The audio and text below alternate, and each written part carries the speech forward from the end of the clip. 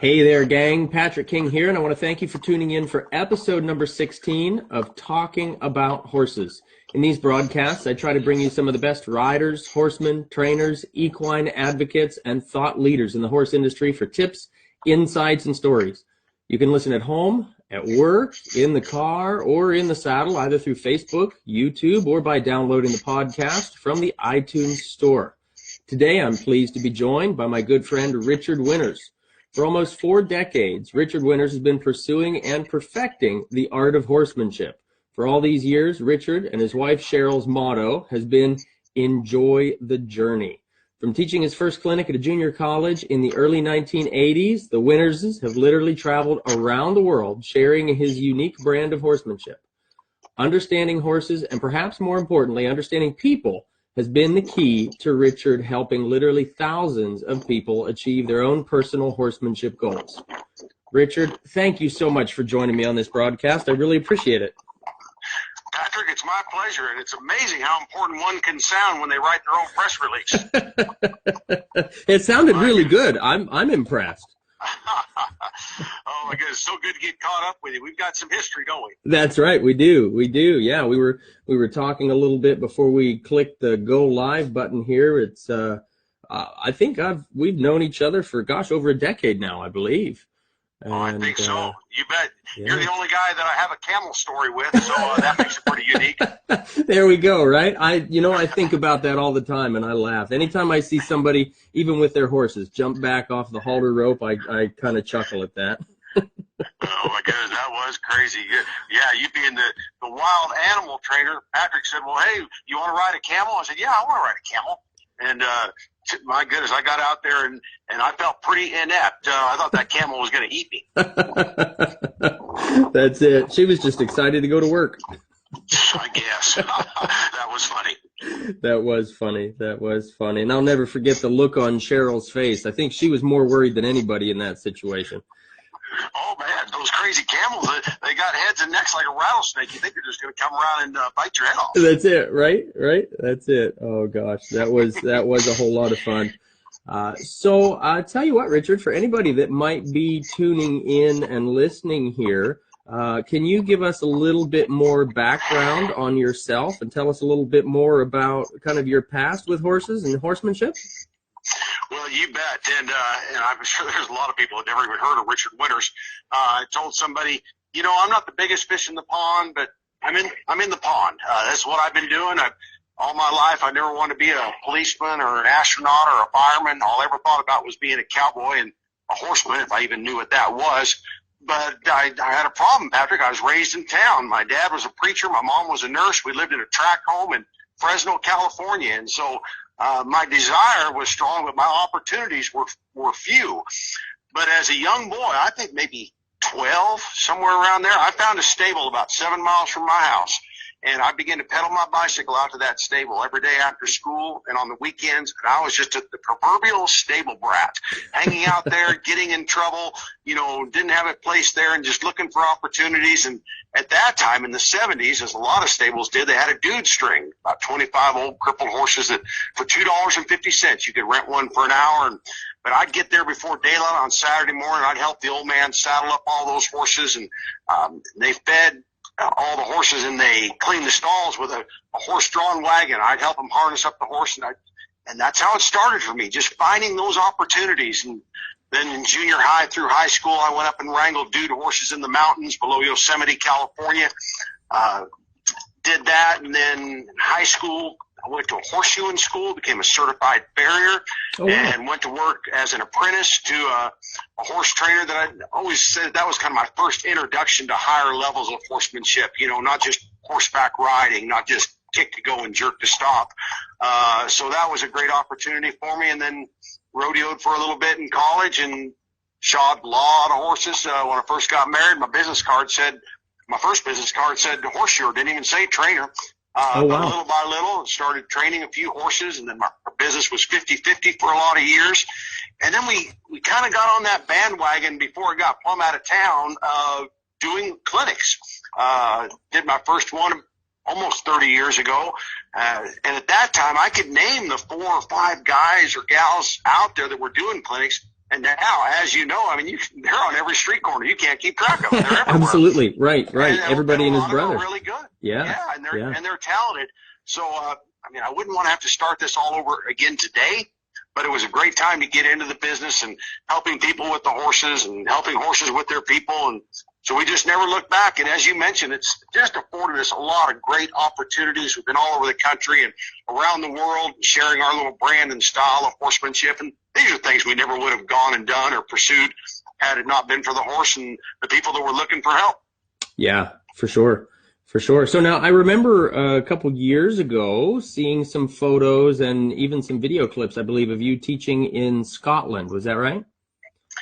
Yeah, a couple years, maybe 2 or 3 years we've gone over to Scotland. That's got to be one of our favorite countries. Put it on your bucket list, man. Really? I'm going to do that. Cool over there. And now when I told the Scottish people that, hey, I could move here, they said, well, come back in February and double check.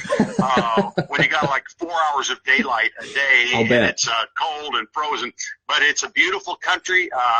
And they're avid horse people over there. They all love horses. And, you know, it's dominated by English riding, but there is a contingency of Western riders all throughout Europe now. Right. It's gaining more popularity. But as you know, in your business is the same, Patrick. If you got a horse and you're trying to convey an idea, you're a potential client for me. It doesn't matter if you ride English or Western or competitive or just for fun. But yeah, it's amazing over there. You know, we're here in California and in the United States, and you go and pick up an antique, so this is 100 years old. Well, you go over to Europe and you pick up an antique, and it can be 1,500 years old. Yeah, so that's incredible. Everything is old. And it's like, wow, somebody built this barn 700 years ago? Are you kidding me?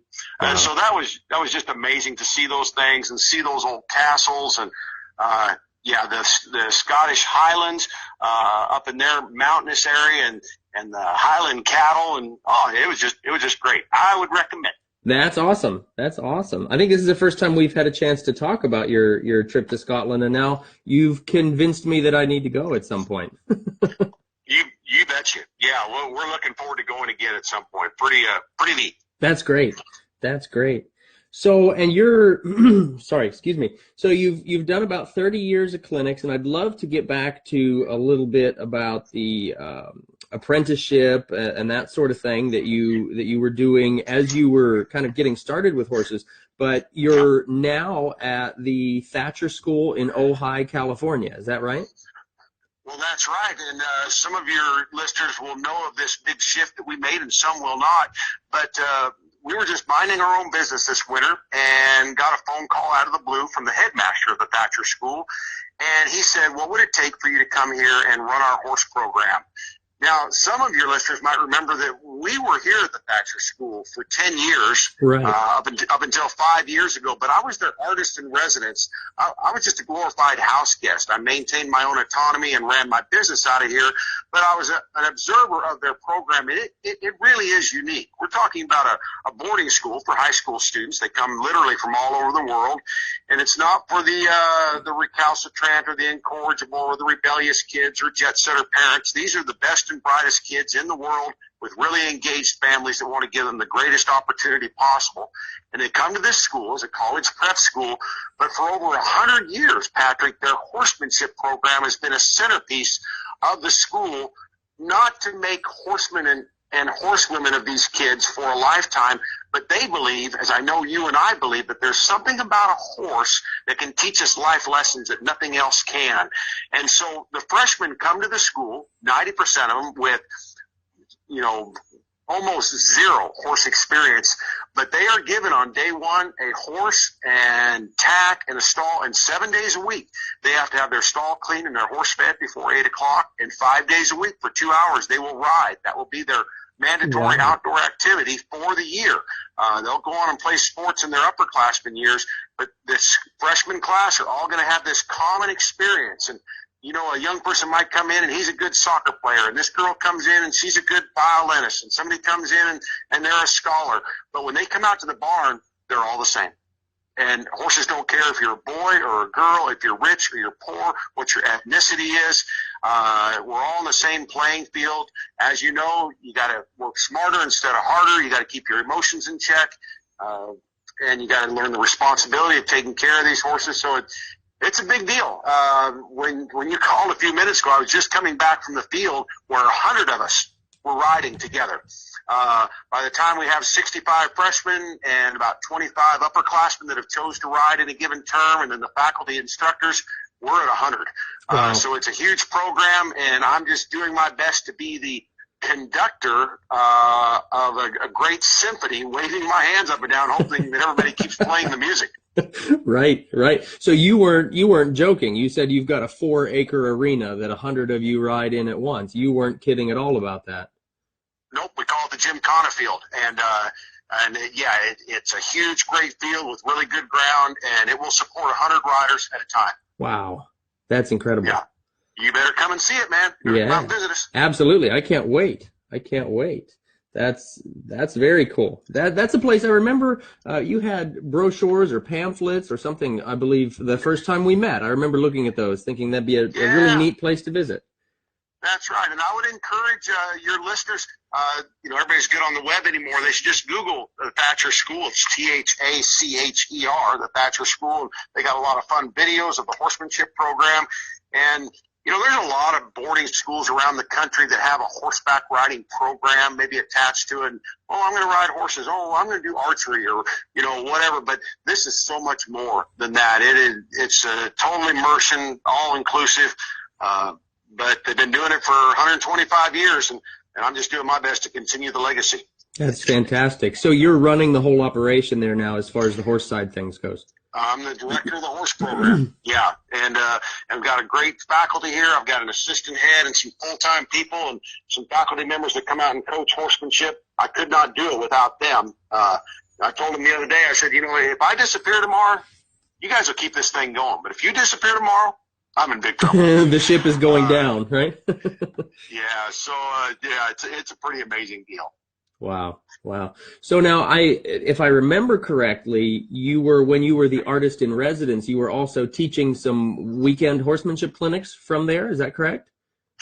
Well, that's right. We did a few things right here out of this facility. We would do them in the summertime when the school would disband, and it worked out really slick. I could do summer events where people could come here and stay in the dormitories and eat in our dining hall, and I could even lease back Thatcher horses. So that was really cool back in those days. Since that time, once we left, we formed a new partnership with the V6 Ranch. It's a working cattle ranch in Central California. We do our summer events there now. Okay. Yeah. So you still are doing some teaching, even though you're running the horse operation there. Well, very little. I am not too available. When we decided to pull the trigger on this and said, yes, we're going to make this commitment, I couldn't have it both ways because this is a full-time job. And so I had a whole slate of clinics scheduled for 2017. I suspended all those clinics. And I'm not saying that I won't do any outside events, but I'm doing very few. Now, the V6 Ranch events in the summer, we're going to do an all-women's horsemanship retreat that we've done for 20 years and what we call Ride the Rancho, which is a week-long event. And since school is out, I'm free to do that, and it'd just be a great place where I can reconnect, Cheryl and I can, with all of our clients and customers that we've known over the years. So that's just a couple fun events that we will do. You might see me at an expo here or there, and or maybe at a horse show showing cow horses, but most of the time you'll see me right here at the Thatcher School. That's fantastic. I know you've probably got a lot of repeat students that come out for those summer retreats, right? Well, oftentimes, and that's good and bad. I appreciate the fact that they think there's value in coming back and always get nervous. What jokes am I going to tell this time? They heard all my jokes, but yeah. So we do have a lot of people that really enjoy those events and come year after year. I think when Cheryl put the word out this last year, she told her past participants first, and it filled up before she could even get the word out to the general public. Wow. But we'll try to keep doing those. It's just a great way to stay connected to the horse industry at large. And the people at the V6 Ranch are great. It's a 22,000-acre working cattle ranch that is set up for guests with a lodge and a bunkhouse and a full-service restaurant. And just works well for us now. That's great. That is great. So you mentioned that you might be at some horse shows. Are you still riding, training, doing the rein cow horse deal? Well, we still want to keep our hand in that. That's always been important to me. And when I was talking with the Thatcher School, that was an important point that I wanted to bring out, that I did not want to give that up. Because for me, Patrick, and you've got to feel the same way. You know, when we go do a horsemanship clinic, people pat us on the back and they tell us what a great job we've done. And in all reality, Pat, you and I at that clinic were probably the best horsemen there. There was probably nobody better there than us, you know, because we were the ones teaching the clinic. Right, right. But and so you can get to thinking, wow, I am a horse training son of a gun. They can make about me. I should be a horse whisperer. You'll get to thinking that. But when I go show rein cow horses, they don't care how many clinics I've done. They don't care that I've been to Scotland. They don't care that I got a TV show. You know, you go out there and you show your horse and you get it done or you don't get it done. And, of course, ever since I was a kid, that whole California style of horsemanship, from the vaquero traditions of the bridle horses and the hackamore horses, I've always loved that. And so yes, I'm going to keep showing a few of those horses, training a few of those horses. I call it my professional development. You know, that's the thing that keeps me honest, that when I have to go show against my heroes in that field, you know, if I enjoy a little success here and there, great. If I have to eat a little humble pie, you know, I'll still learn something. So it's good, and I'm going to keep doing it. Good. And you're absolutely right. You know, when you get to those shows, you're just a rider with a number. You're a name on the entry card, you know. Yeah. And it helps to keep it, like you said, you know, eat a little bit of that humble pie and check in with where we are compared to kind of the new industry standard too. No, I think that's right. And, you know, in all reality, Patrick, what it's done for us over the last, I'd say 15 years, I think it was a great pillar of my business, because a lot of people, you know, the clinic thing's been going on so long, and there's clinic groupies out there that come to Patrick King clinics again and again and again. They're just hooked on it. But a lot of them now are saying, what's next? I can get my horse in the trailer, and I can pick up the correct lead, and he doesn't walk over the top of me anymore. You know, what's next? And so as I have been trying to bump up my horsemanship and get more refined and more precision and all that business and enter into the horse show world, it's given me things that I can share then with clients. And it's also helped bridge the gap that I think some people thought that somehow, and we'll just use this term for lack of another, natural horsemanship and competitive horsemanship and performance horsemanship were mutually exclusive things. And so I, for the last 15 years, have been trying to bridge that gap and say, no, it's just the difference between playing sandlot baseball and Major League Baseball. The principles are still the same, but we're just going to take it to another level. And, you know, what is so funny, when I go and get help, and Lord knows I need it, so I go hunt out my mentors and I take lessons and I hang with them, and they'll begin to tell me things and work on something, and I have to laugh. And I say, that's the exact same thing that I've been telling these middle-aged ladies that have been coming to my clinics. But it's just at another level. The principles are the same, but now we're talking about, you know, minor league ball or major league ball compared to just, you know, Pop Warner football or whatever. Right.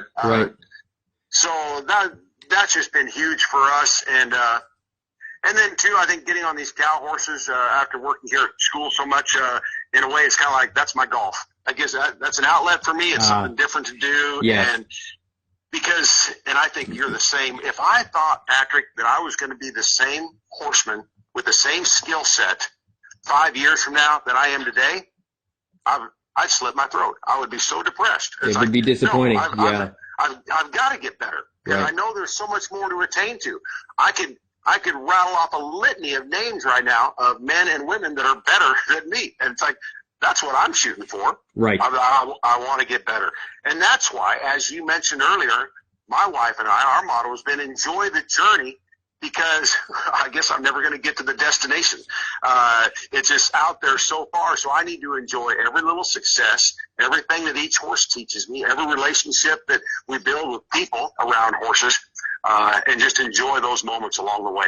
Yes, for sure. Well, and you know, I'm reminded as we talk about this, I'm reminded of a piece of advice that you gave me, I think a decade ago maybe now.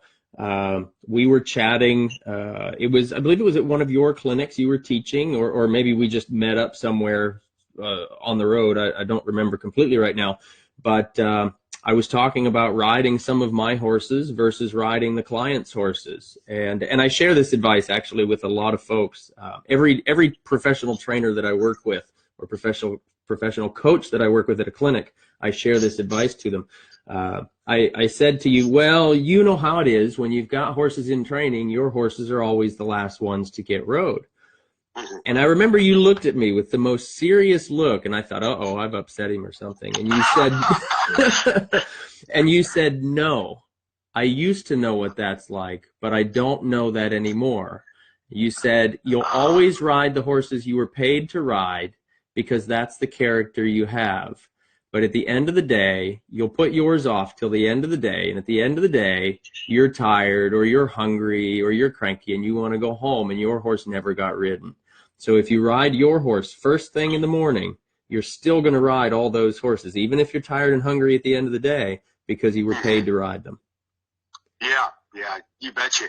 And, you know, Patrick, I think, too, that if we're not careful in this business, that can become an excuse of us not getting our horses broke and Absolutely. measuring up, you know, to industry standards of horsemanship. You know, get out there, get them rode, get better, because the clients' horses that we've ridden, and, you know, I don't know how many thousands that you and I have ridden now over our lifetime, once we get them good, then we don't get to ride them anymore. Exactly. They go home. You know? Right. Yeah. Right. I mean, I told somebody for years, I said, well, I don't even know why I like horses because I never get to ride a good one. Why would they bring me a good one? Right. Right. You betcha. And so it wasn't, you know, until the last, I don't know, 15 years or whatever that I started getting better horses in training and started developing my own, but not fall back on that excuse, oh, I'm just too busy working these problem horses. And that's great. And that's a niche and a skill set that we need to know. Right. But when I lay my head down at night and know that there's so much more out there, it's like I at least got to make an effort to get out there and get it figured out. Yes, absolutely. And just as much for our own advancement of our horsemanship, because otherwise you're riding basically the same horse over and over, right? Because you're getting the problem horses or the green horses, the young horses to start under saddle. And it becomes kind of like that Bill Murray movie, what was that, Groundhog Day, where it's the same thing over and over, you know, and it doesn't really change. And I know it can be that way with us. We can get stagnant and then wonder why our horses didn't just, you know, magically improve by divine intervention between the months or weeks and months that we got to ride them, you know? Yeah, that's right. I think we begin to build a base of knowledge around certain things, whether it's horses or colt starting, and we get very comfortable and confident with that. But the refinement of horsemanship and finishing a horse, getting a horse in the bridle, whatever your goal is, then your frame of reference is so much smaller. You know, you started 200 colts, but you've put 2 horses in the bridle, you know. Right. And so you just got to get out into that water that you're not as comfortable being in, and then you'll start getting comfortable in that water. But it's a big ocean. And so every time you get a little deeper, it's, oh, man, there's still a long ways to go. Right. That's so true. That is so true. And so I'm sure you do the same. I know I'm always trying to kind of be out there testing the waters, right? Getting out there into that bigger ocean and seeing if we can't kind of live a little bit uncomfortable, you know? Because that's certainly where the growth happens. And that's why I think it's so important that people in my business and your business, that we've got to ride with people that are better than us. Because like I mentioned at the onset, you can get to believe in your own press release. And if I just do clinic after clinic and I'm always the best one there, you know, it's going to be pretty tough to advance. But if I get around people that are better than me, even though it's not always comfortable and I feel awkward, it challenges me to step up to the plate. Do you know a gentleman by the name of Doug Williamson? He's a ring cow horse trainer out here in California. Very talented horseman, in his 70s now, and been a mentor of mine in the cow horse deal, a $1 million rider in the NRCHA. And but he told me a story one time, and I'll just share it with you. When he was a young man, he wanted to rope calves, and so he was rodeoing full time, going to a bunch of amateur rodeos, and doing pretty well. You know, keeping enough gas in his pickup and food on the table. Well, some friends of his had pro cards. They were in the Professional Rodeo Cowboy Association. They didn't call it that at that time, but they were rodeoing professionally. And they said, Doug, come with us, man. You should come throwing your rope calves good. Come rope with us. He says, no, I don't know. I got my very best day to beat any of you guys. I don't want to go do that. Well, they kept after him, and he decided, okay, I'm going to throw in with them. And so he started going down the road with those guys. And you know what happened? He got better. He got better, yeah. Because he was no longer the best of the worst. Right. All right? He was the worst of the best. Okay, and it had to be a little uncomfortable, but he said, my whole game just come up because I was surrounded by guys that did it better than me, and they were helping me and coaching me. And so I always remember that story. And if I have to be the worst of the best, you know, there's worse lots in life than that. There sure is, right? Yes, there sure is. Yeah. Yeah, somebody's got to be at the bottom of the pack, but you know, if you can pick the pack you're in, that's not so bad. Yeah, not a bad pond to be in. Right, right. Oh, gosh. Okay, so let's see, looking over some of the notes here that I jotted down a little bit before we started chatting. Tell me a little bit, you had mentioned your intern or apprenticeship that you did with a horseman when you were younger, when you were kind of getting started with this. I believe that was that before farrier school? Right about that same time. I was in high school at the time, and you know, I'd hung out at that stable, and I'd worked up in the mountains wrangling dude horses, and I thought, hey, I got this thing figured out. I'm a horseman. I'm a cowboy. I'm a horse training son of a gun. And I was living in Clovis, California with my family, and there was a gentleman there. His name was Troy Henry, and he was truly a horseman. He was really big in the 60s and 70s. He would take, 30 kids to Santa Rosa and all the different horse shows and trained a lot of stock horses. And so I knew that he knew what was going on, and so I knocked on his door one day, and I said, Mr. Henry, I hear you might need a colt starter, and I think I'm your man. And I think he just shut the door and walked away. I give you the time of day. But, I just came back the next day, maybe with a little more humble attitude. But I just stayed in there, and he said, I'm not going to hire any more boys. Boys are just trouble. I don't want to do that. But I stayed in it, and sure enough, he gave me a job, but not really as his colt starter. I remember cleaning a lot of stalls. I remember, fetching horses for him, getting up before daylight and having 7 horses saddled. So when he got out of bed, they'd be ready to go. But that was my first introduction to higher levels of horsemanship. And we talk about horseback riding, which is just the art of not falling off, pretty big club. But horsemanship is more of an elite club. And he introduced that to me, the psychology of that, past just, kick to go and jerk to stop. I wish I'd been a little bit older, and I wish I'd stayed a little bit longer to absorb even more. But just to kind of put it all in context, I had been there for about a year, and another young man, although he was 10 years my senior, he was starving to death in that country trying to train horses. And since Troy Henry, the gentleman I was working for, was kind of semi-retired but had a huge stable, he said that he would lease 10 stalls to this aspiring horse trainer. And that horse trainer stayed there, and we had a lot of interaction during that time. And that young man's name was Pat Pirelli, which perhaps a few of your listeners have heard of. And so Pat will say, and of course he's the king of hyperbole and always got great stories, but he'll say, I've met thousands of horse people, but I've only met 5 horsemen in my whole life. This is just his spin on it. And he'll talk about those 5 horsemen, and one of them was Troy Henry. He wasn't a famous horse show guy in the fact that he showed horses a lot himself, but he was a great teacher and built a huge business where he would train the horses, sell the horses to the families, keep the horses in training, give the kids lessons, haul them to horse shows. Yeah, he had a tack store right there in his barn. It was a full service deal. A whole operation.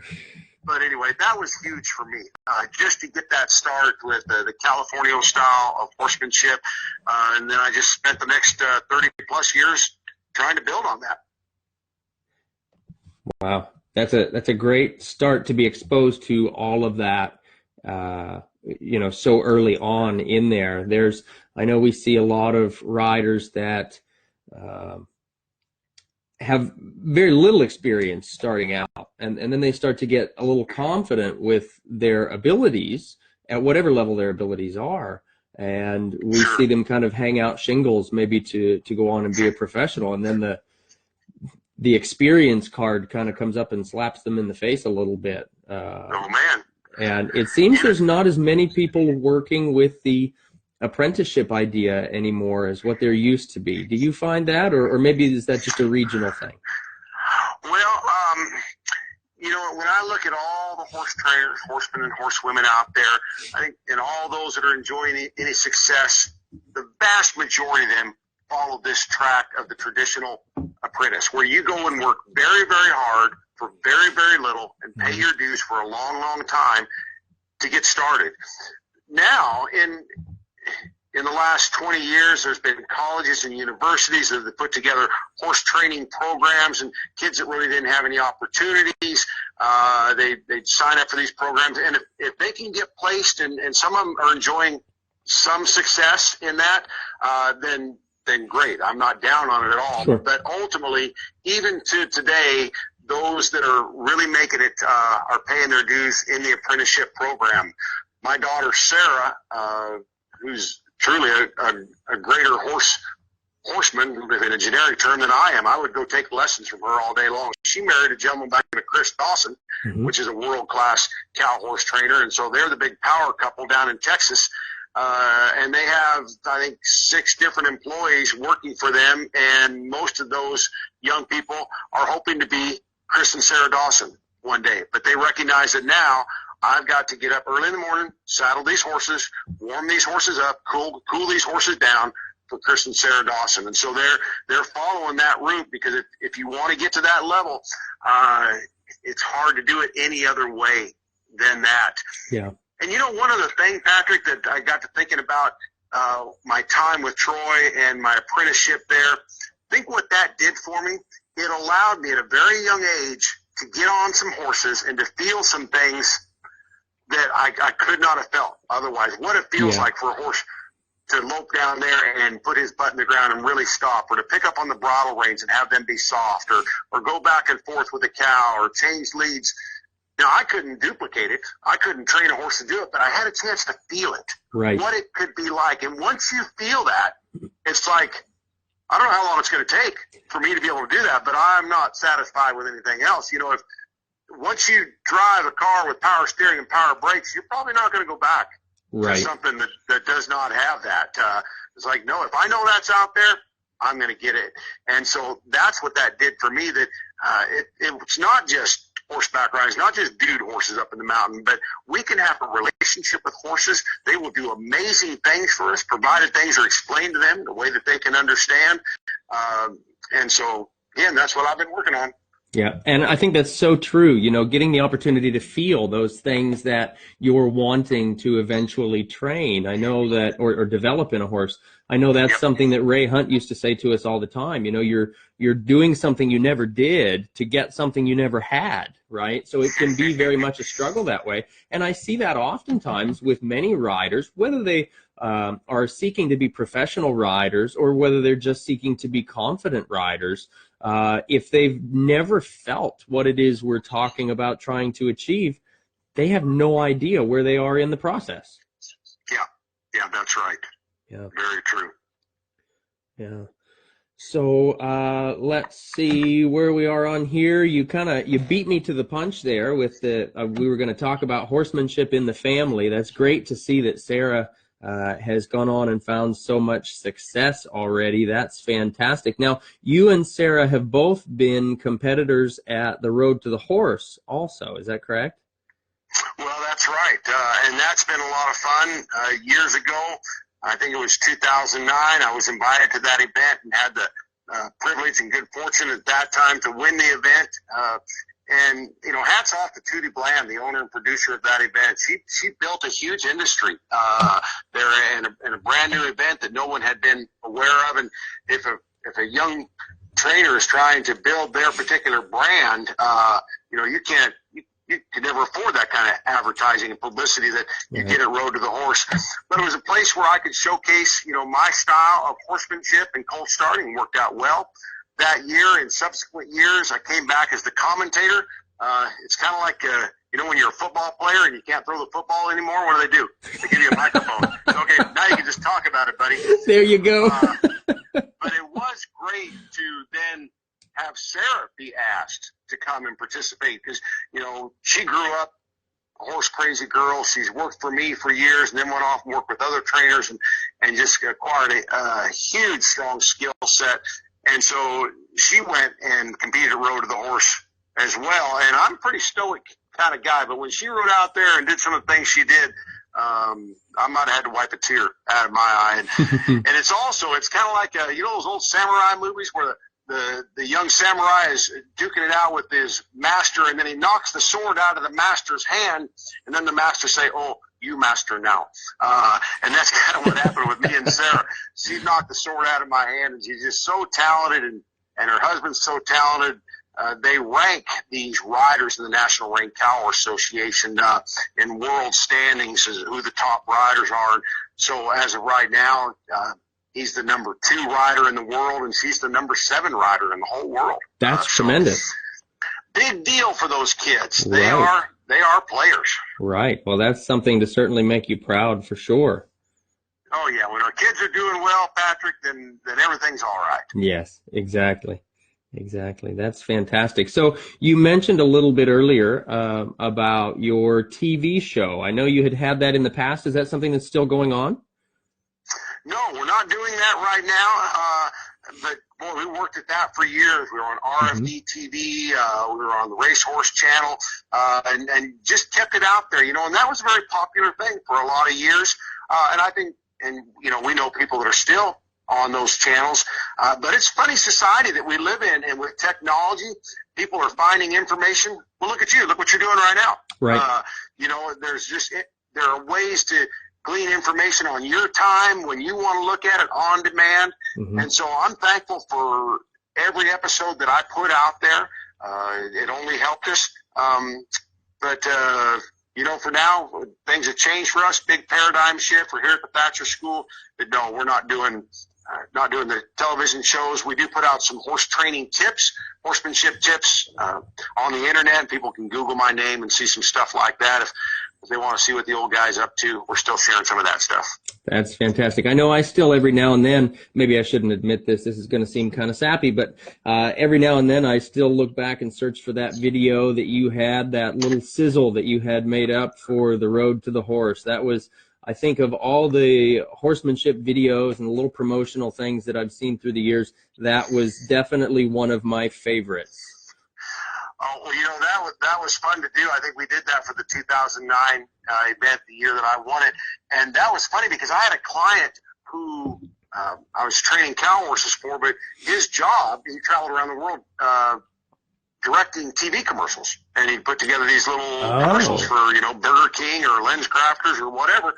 And so I told him what I needed to do. He says, "Hey, I'll do this for you." He brought out this whole no kidding crew, wow, and the serious cameras. We filmed all day, and he put these pieces together, and all the things that I did dumb, he left on the editing room floor and made me look like a superhero. All the times you fall off and have to dust off your shafts, and really. you know, I know how that goes. Yeah.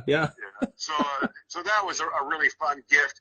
You know, since that time, people that have watched my horsemanship show, and I'll just a little shout out to my wife, who, you know, didn't know anything more than snapping a Polaroid picture at one time. She has done all the filming and editing for our TV shows for years. She just started working at it and taking lessons and getting help. And so what a huge blessing that was for us. We could be somewhere, you know, traveling down the road, and we're one extra day at a clinic, and was, hey, let's film a show right now. I don't have to call in the production crew and set that all up. My wife, she did it all. That's perfect. That's perfect. Amazing. I remember at some of the clinics, she was filming and making little like clinic recap videos and such. So that must have been before the shows were starting. Yeah. So wow. That was just a great thing that she's done. Now she's actually doing some filming for the Thatcher School here and some editing for them. So that's great. Yeah, she's a smart one. I told people, I said, because they said, "Oh, does your wife ride?" Say, well, she would probably tell you she's a little intimidated by the horses. Right. There's a few things that I do that she doesn't want to do, and there's a whole list of things that she can do that I don't know how to do. And so that's why for the last 32 years we've made a pretty good team. I love it. Well, and that's what it's all about. It's that partnership. And I always thought, that was great the way that you two work together. And I remember her sharing with me that she's a rather timid rider and she'd sooner stay on foot than horseback. And Yeah, so that's right. the fact that the two of you were able, and she was able to support the business and help you with the clinics and things like that in spite of not riding. I've always looked up to that. I've always felt that's Yeah, something just to aspire to. running the business, keeping our finances straight, keeping us out of jail, Right. handling the schedule and with technology, staying up on all that is, websites became big and YouTube and all that business. You just stayed cutting edge for all those years. That's fantastic. I love it. I love it. So we're gonna shoot over here, if you don't mind. And I don't want to cut you short for time or anything like that. So if we're running into any kind of time clock, everything I know. yeah, there we go. There we go. Well, I'm gonna pick your brain about one other thing. It's something that I haven't heard a lot of people talking about yet over podcasts or anything like that. And I'd like to get a little bit more involved with this idea of the bridle horse process. If I could have you share a little bit of that with us. My business partner, boss mare, manager, girlfriend, Dee Dee, she's got a quarter horse mare right now, bred from the 4.6s, that she's working through the bridle horse process. She's a dressage rider from way back. So, and with me being on the road full time, I kind of give her little tasks to work on and things like that. And she's done a pretty good job of bringing this little horse along. She's got her pack in the half breed right now, and she's doing pretty well with that. But can you share with our listeners out here some of your insight, some of your ideas on this whole bridle horse process? Well, you bet. And of course, this will not be exhaustive at all, but it's just kind of my spin on it. And, this all started out here on the West Coast, and that's where I've always lived. So I was just always around it. If you're from Ohio or Pennsylvania, and then that style of horsemanship maybe wasn't out there, but it doesn't mean there wasn't good horsemanship out there. We're talking about a certain style of horsemanship, but there's other good styles. So I want to say that at the onset. But, from the Spaniards to the Mexicans to the Californios, this idea of the bridle horse, and in the National Rein Cow Horse Association, that where we show horses, the slogan says, where tradition is not forgotten. And this is really the only association that highlights this idea of developing horses over a long period of time. We start them in the snaffle, and then we ride them in the hackamore.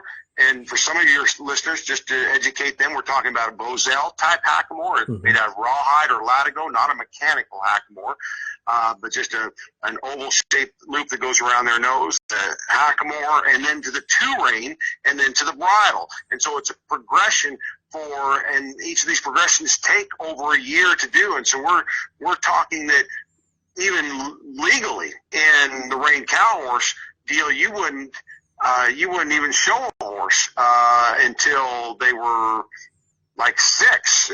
We show them as 3 in the snaffle, 4 and 5 in the hackamore, and then you can, if you want to do the two rein, you do that for a year, and so 7 before they're really a bridle horse. So it's not something that happens quickly, and that's what the old Mexicans used to say: mañana. There's always tomorrow. We don't have to train our horse today to know everything. But this idea of putting the horse in the bridle, we're referring to a leverage bit, some type of curb bit. We mentioned your girlfriend is using a half breed right now. You go all the way to a spade bit.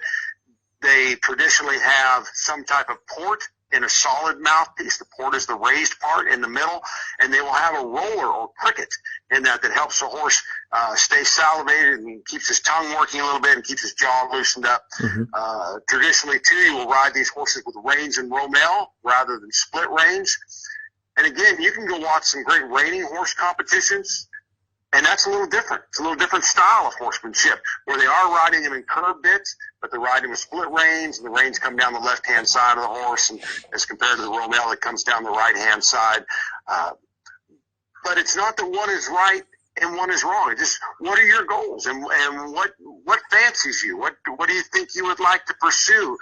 this horsemanship deal is an art. If it was a science, we're not going to argue about it. If it's a science, then hey, it's got to be this way. But if it's an art, I can hang stuff on my wall, and it is art, but you might not want to hang it on your wall. Right. And I really love the California style of horsemanship and making the bridle horses, but somebody else, I want to do something else. Your girlfriend had a dressage background. There are things that I could learn there as well.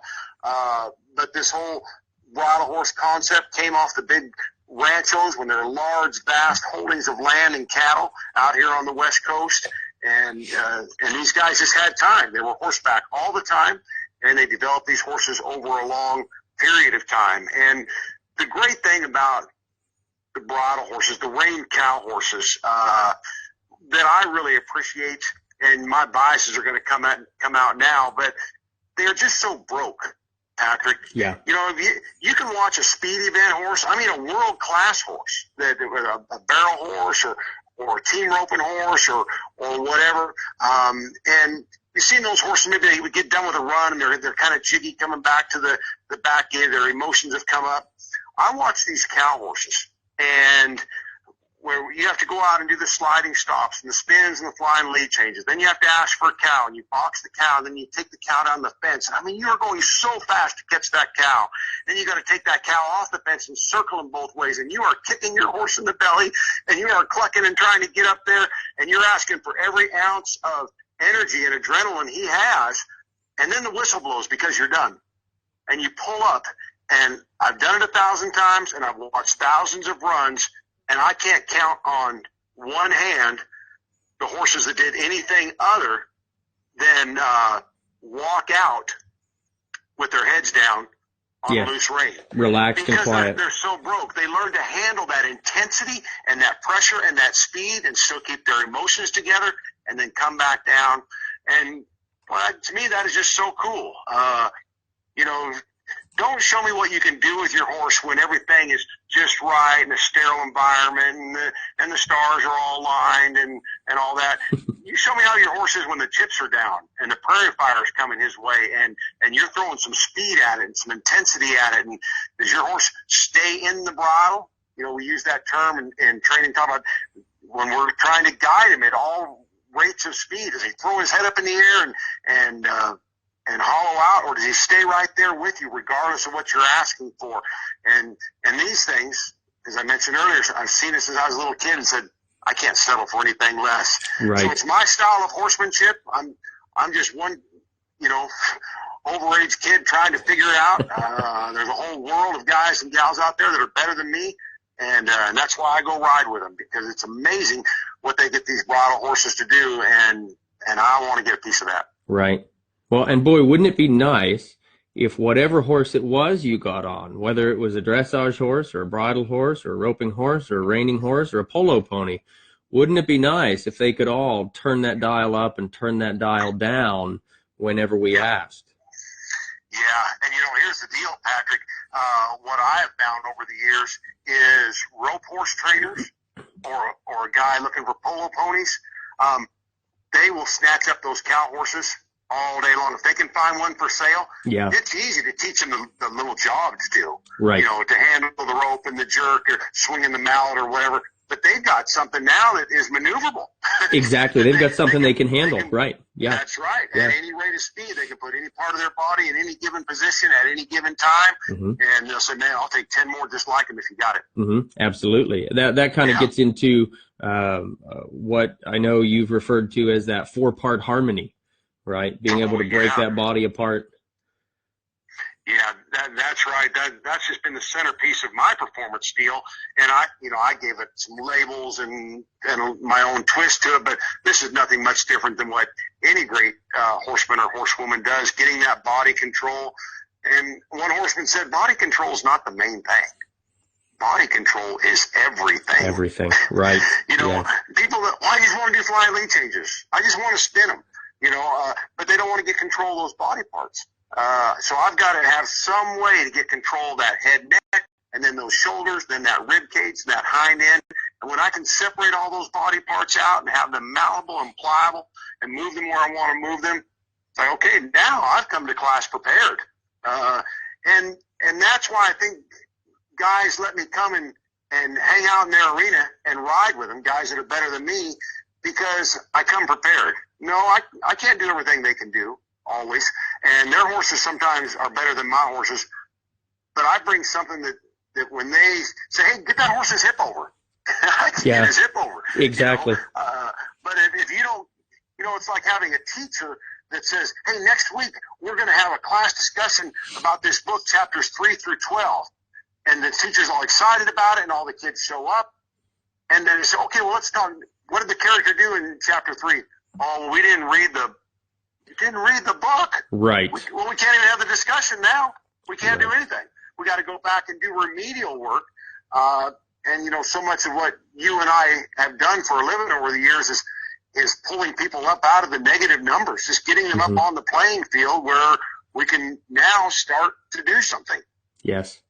Yes. Well, I find so much of the time, and I don't want to sound negative when I say this, but I think it's kind of what what a lot of the clinic route is all about. We find folks that have an idea of what they want to do with their horses as an end goal, but they're missing the pieces in between, right? They know what the XYZ is that they want to do, but they miss all the letters ahead of that, or a large portion of the letters ahead of that.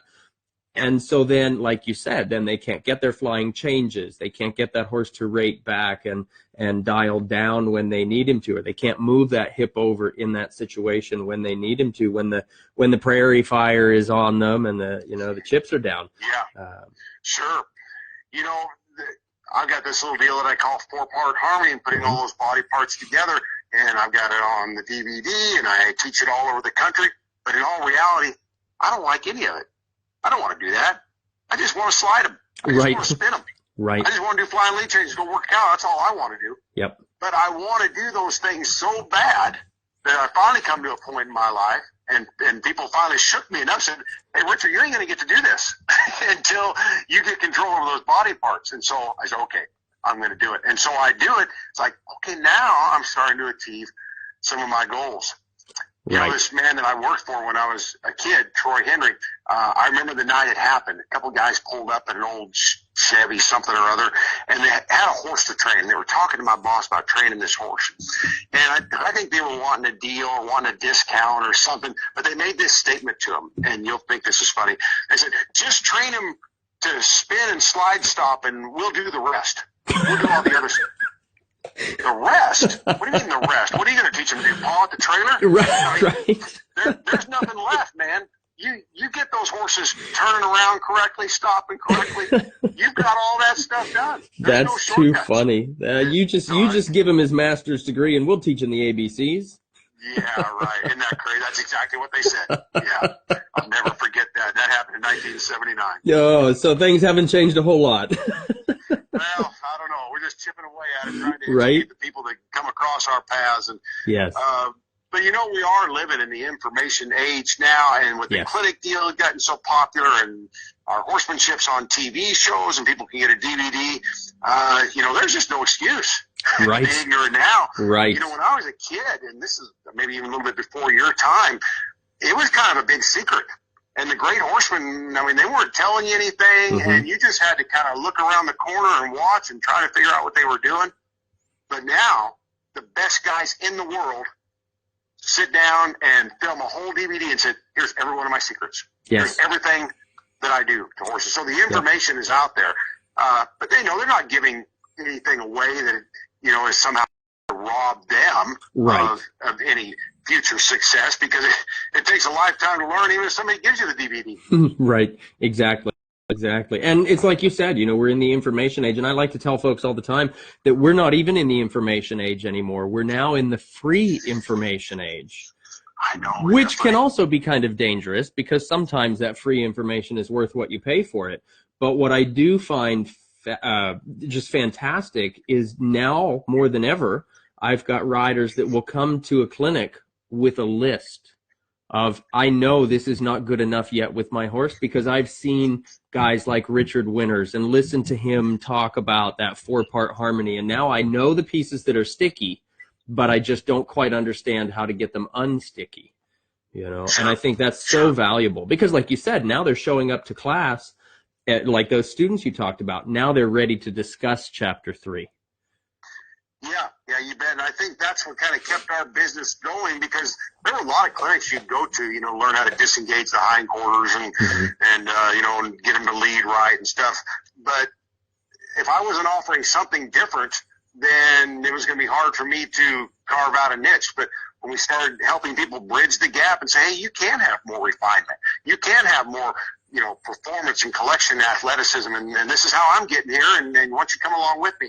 And so towards the end there, the last few years, this is how we label them. I did very few straight up what I call horsemanship clinics, but I would do these advancing horsemanship clinics. Yeah.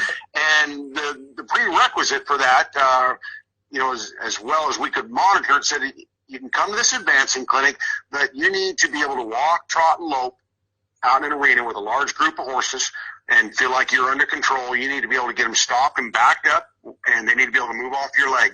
I mean, always and every time. If you're kind of there, then you're ready to advance with me. Mm-hmm. But as you know, at our regular horsemanship clinics, and I've done this for years, here it is Sunday afternoon, and we're wrapping up, and the culmination of the whole event, and where some of these people are so excited because they actually loped their horses. Right. Because they just painted themselves in these corners and got themselves in little tiny boxes from maybe past accidents or lack of confidence or whatever. That's what the clinic would amount to. Right. After 2 or 3 days, we got them where they could lope their horse without, falling off or getting bucked off or whatever. So to do the advancing clinics where people's like, yeah, hey, you want me to lope 15 circles right now and there's 20 other people in this arena? I can do it. Yes. Well, if you're there and he moves off your leg and hey, let's go on. Let's do it. Mm-hmm. Absolutely. Yeah. I think you were one of the first, and just because it was on my radar at that point, but I remember thinking you were one of the first clinicians that I recalled having that distinguishment there between the beginning horsemanship, the advancing horsemanship, and actually saying, look, you've got to have this taken care of before you can come and do this. Yeah, and you know what a lot of it was, Patrick? My clinics just became an evolution of where I was in my horsemanship. Yes. I was excited to teach the things that I was learning. And the Right. things that were making a difference for me, it's like, that's what I want to go talk about all weekend long. Yes. I don't want to just, load a bunch of horses in a trailer. Right. I mean, Well, and we isn't can that do that. helpful for us also in our own learning, being able to teach it and then experience it for ourselves as teachers, experiencing those things with multitudes of other horses that will bring other things to the table that we get the chance to experiment with and explore. I tell everybody I probably learn more at every one of my clinics than anyone else there. Because I've got these ideas that I get to experiment with all these other horses and all these other riders as we go. Sure. Yeah, I tell them the same thing. I said, here's a great example of why life isn't fair. You come to this clinic, you're paying quite a bit of money to be here. I'm coming to this clinic, I'm getting paid to be here, but I'm the one who's going to learn the most. Yes, exactly. Yeah. But it's so true. Yep. Yeah. Yep. That is fantastic. Well, we have a question that popped in from one of our listeners that I think is fantastic as far as right now where we are in the conversation. Kaylin wants to know, what has been your biggest challenge in teaching people? Oh, my goodness. My biggest challenge. You know what I've told people many times over the years as an encouragement to them, but there's some truth in it. It's that you're a better rider than you think you are. My challenge, especially in the straight-up horsemanship clinics, people are coming there and they've got their horse, they got their trailer, they got their saddle, and they got this don't list, this can't, won't, don't, yeah, but list. And their envelope of comfortableness has gotten small. And my challenge with those riders during that time is, can I expand that envelope? No, I can't do that. I'm going to sit this one out. But gradually taking them along to where when they leave my clinic, their envelope is they're that much larger now, and they feel a little bit more comfortable. And every time I can do that, I feel like, yeah, you know what? I don't feel bad about taking this person's money, and they don't feel bad about being here. It was successful, and then hopefully next time I ride with them, we can open up that envelope a little bit more. Right. And beyond that is presenting things to people in a way that they can receive. You and I, we can say we're in the horse business all day long, Patrick, but in all reality, we're in the people business. Horses don't write checks. People are the ones that write checks. And I can be a great horseman and I can have the best ideas, but if I can't serve that to that client in a way that they can receive, where they're not going to feel defensive or scared, and you know what I'm always remind myself of is that, you know, even though they don't seem to be getting this and they're struggling and they almost seem a little inept, it doesn't mean that they're stupid people, that I'm smart and they're stupid.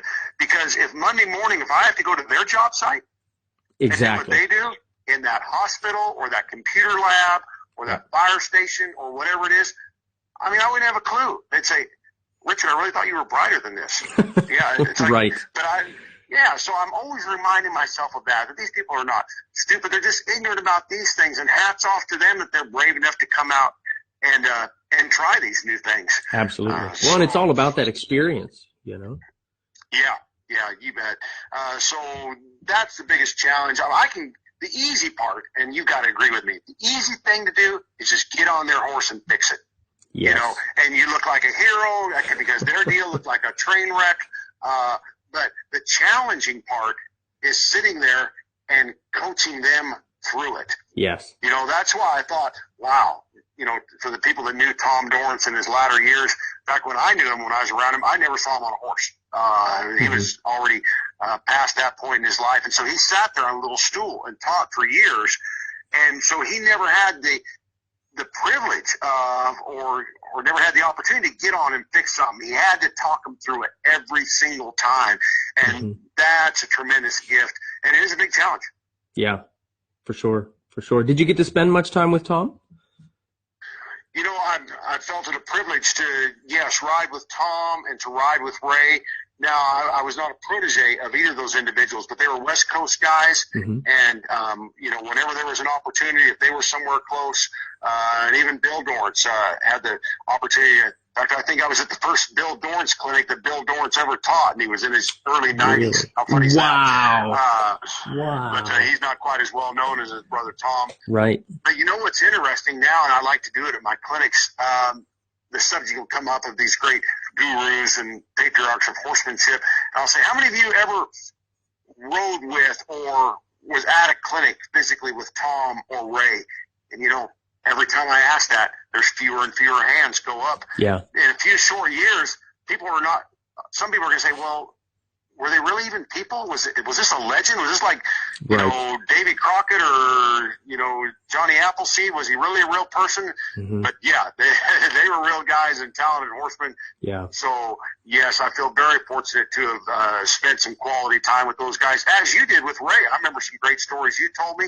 Oh yes. And we don't have to go into it now, but I love telling the story about put a halter on him. But you and that colt down at the Ray Hunt clinic after you thought you cut his tongue off. Oh, yeah. Oh, my gosh. We better not talk about that anymore. That was the funniest thing I've ever heard. That was serious. Story. Yeah. That was proof that when there was a job to do, there's a job to do, you know? Yeah, for sure. For sure. Gosh, I nearly forgot about that one. Goodness. Yeah. And, you know, let me tell you, too, Patrick, I think the last time we were together, one of the last times I saw you do a little colt starting demonstration at a venue, and I was just watching. I was going to be on later or something, and man, you just did a great job. And I've just seen you evolve in your horsemanship and just continue to get better. You're just eager to get to that next vista in your journey, and it's showing. So keep it up, man. Thank you. And I tell you, that growth is so much of what it's about with us, with all of us, the riders and us. You know, we might think we've been in this for a while, but boy, we're still getting at it. You know, I tell my students all the time, you know, the big difference that I've started to realize between a professional and an amateur is that a professional takes more lessons than an amateur ever has. Isn't that the truth? Yeah, you bet. You know, who's the best golfer in the world? I used to use the analogy of Tiger Woods. I don't know if he is anymore, but he pays a guy hundreds of thousands of dollars. That guy could no more beat him in a round of golf, But he goes, he's got to have that coach. He's got to have that second set of eyes that's going to watch him and say, hey, keep your arm straight there, Tiger. What are you doing? Hey, your right front foot came up off the ground, whatever it might be. And so, yeah, to think I can figure this out all on my own, just me and my horses, maybe somebody can, but it's not me. Right. Isn't that the truth? Yeah. And we say it all the time of the top riders, the riders in the Olympics and things like that. There's very few times when they're riding that they're not being coached. Yeah. So it's when you want to get to a real high level, boy, you're not ditching your coaches. You're not getting out of that. That's something that you're going to be committed to someone helping you forever. I think that's right. My son-in-law, one of the best ranked cow horse trainers in the business today, after him and my daughter got married, they've been looking at places and wanted to buy a place. They've now settled down and bought a place out of Weatherford, Texas. But his family was from Nebraska. And I said, well, hey, do you ever think about going back to Nebraska? And land was a little cheaper up there, and you could set up a place up there. And they'd been down in Texas, and that's really turned into the hotbed of horseman or performance horsemanship in these last 10, 20 years. And I'll never forget what he said. He said, I couldn't do it. I'm afraid if I moved up there, I'd get off track. I've got to be right here. He said, I got to have guys come into my place and ride with me. Even if I'm giving lessons, I've got to be focused and centered around the best horsemanship that I can possibly get.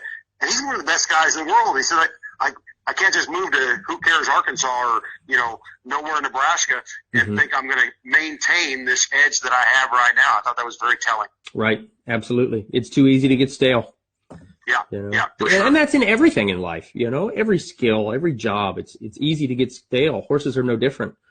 I think horses might show it to us a little faster. But, it's not really different.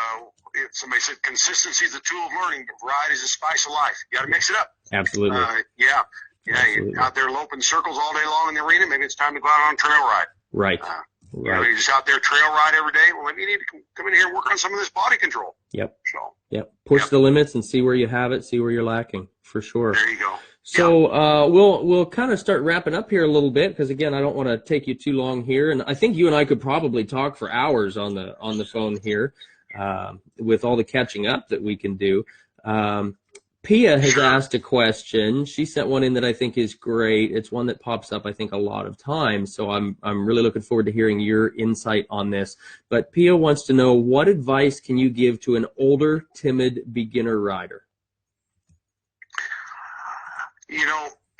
I think that's pretty easy. And really, I don't have to narrow it down to them being older or being inexperienced. I think anybody and almost everybody can be successful with horses, but I think you see it every weekend just like I have. The problem is not the person necessarily or even the horse, but it's the person and that horse. It's a mismatch.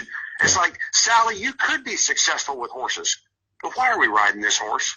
How did you end up with this horse? Right.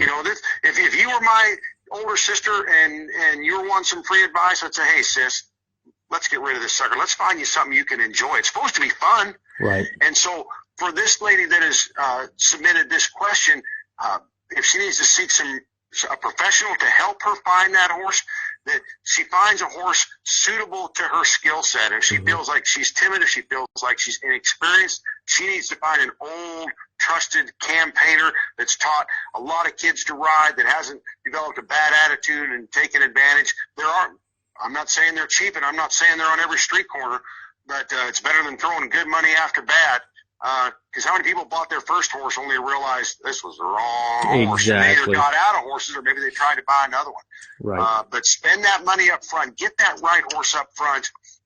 And then if you want to just ratchet it back, even before you make that commitment, find somebody really reputable, and this is harder and harder to find, someone that has school horses that you could go and take some lessons before you make that big obligation of buying your own. But being properly matched is huge. Then almost everybody can be successful. But so many people are not.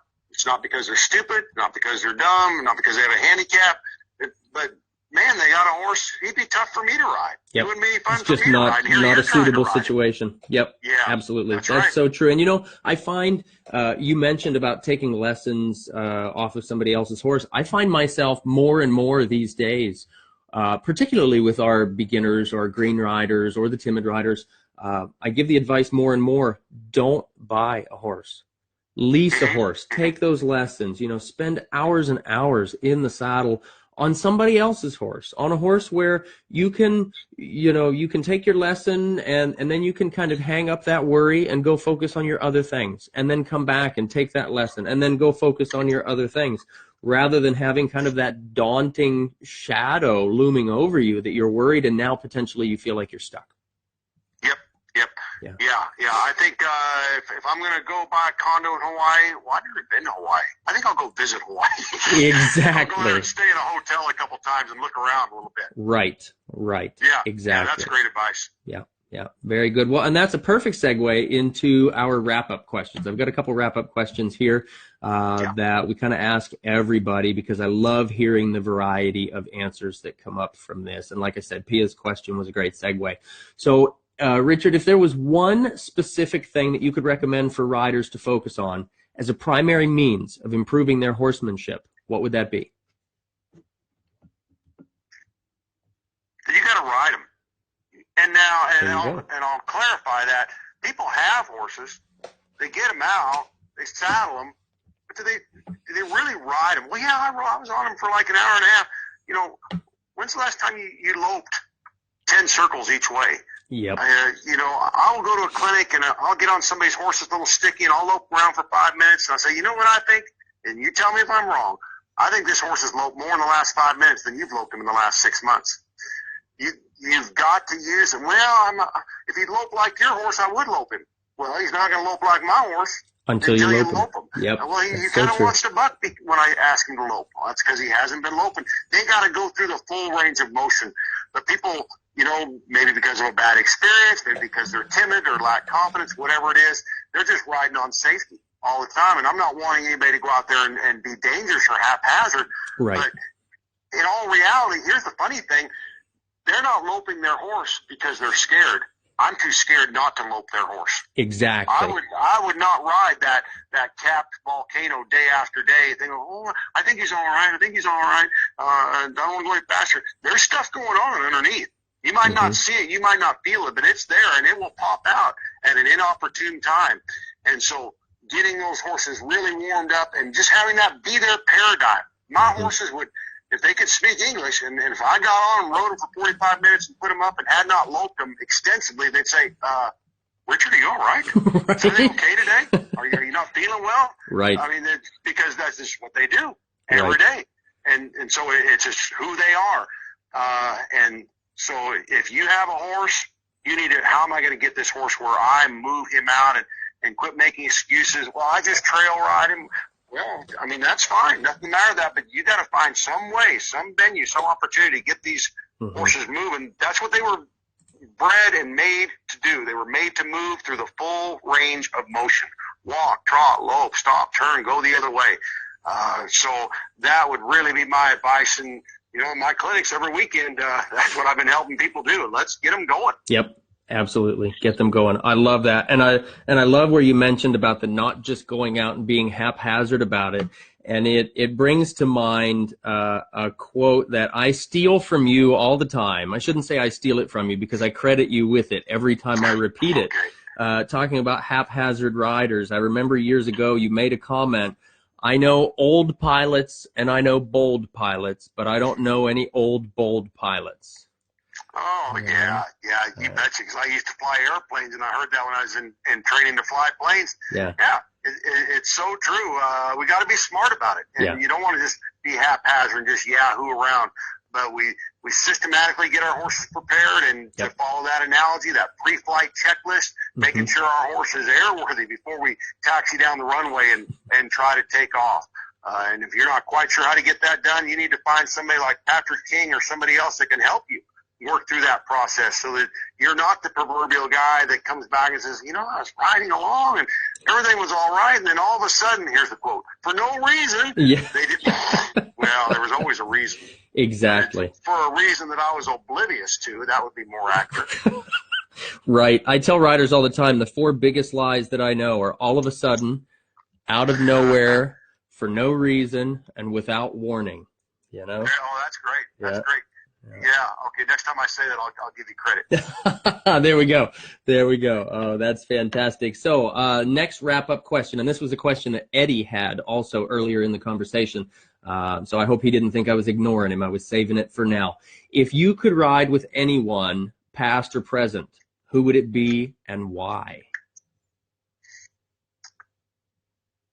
I would probably ride with Sarah Dawson, little girl that I raised that went on and married Chris Dawson. In fact, I packed up my wife, lived in my trailer for 3 months this winter just to go ride with those kids. Oh, that's and I just fantastic. went out there every day and learned and listened and didn't act like a big shot, didn't try to show them my clinic credentials. And I learned so much this winter. So, yeah, I'd go ride with Sarah Dawson if I had my choice. I love it. I love it. What is your current personal definition of horsemanship? Oh, my goodness. Great question, Patrick King.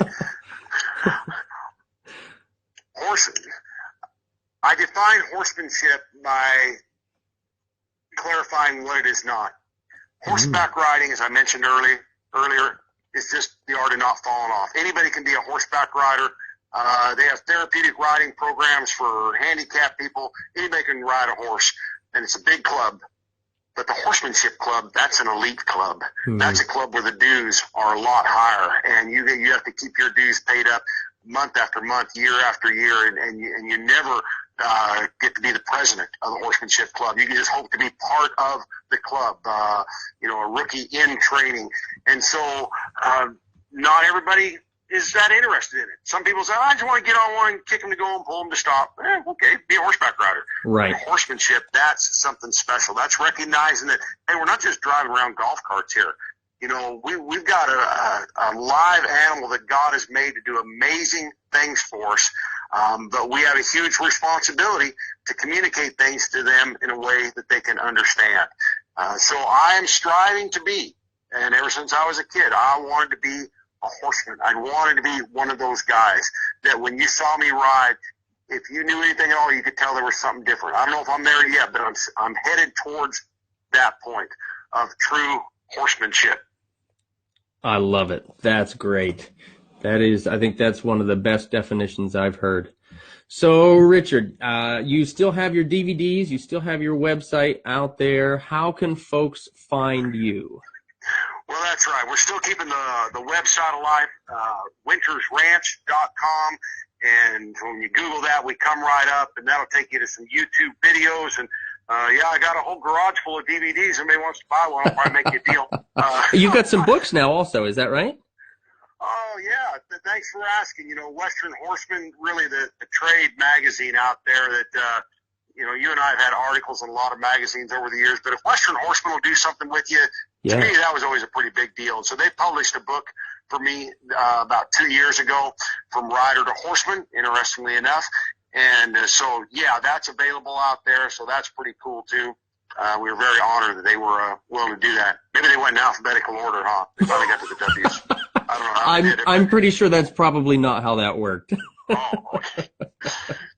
That's great. wintersranch.com. People can correspond with us, can look and see what we have going on. So we haven't completely disappeared, but we've done a little paradigm shift for sure. Yep. That's great. Well, this has been a lot of fun. So, Richard, at the end of all of our broadcasts, we do a question of the day. Now, when it's just me, myself, I ask the question of the day. And this is a question that other folks have to answer. Our listeners have to answer. And they do it in the comment section of these videos or the audios when they listen to them later. When there's anyone on with me, they get to ask the question of the day. So I'm going to turn this to you. I've been asking you a bunch of questions. So now you get to ask a question of the audience. So what's our question of the day? Okay.